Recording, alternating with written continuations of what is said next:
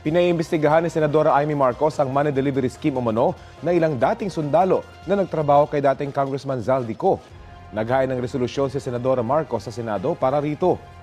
Kahapon, humarap sa media ang ilang dating sundalong kasama ang abogadong si Attorney Levito Baligod. May ipinakita silang salaysay nila sa media. Dati raw nilang kasamahan si Orly Gutesa na nagpakilala naman noong security aide ni Ko at naghatid daw ng mga pera na kickback umano sa flood control projects. Humarap na noon sa Senate Blue Ribbon Committee si Gutesa. Ayon sa mga dating sundalo, ilang beses sila nag-deliver ng mali-maletang pera sa mga mambabatas, taga-media, kay Comelec Chair Garcia at iba pang personalidad mula September 2022 hanggang 2025. Tingin nila, aabot ng mahigit 800 billion pesos ang na-deliver nilang pera. Idinawit dito ni Baligod ang Pangulo. Ang ugat at pinuno ng pagnanakaw sa ating bayan ay walang iba kundi si President Marcos.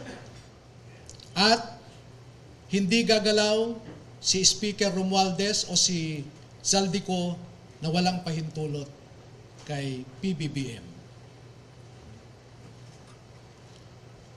Dahil bakit siya tumanggap ng mali-maletang pera?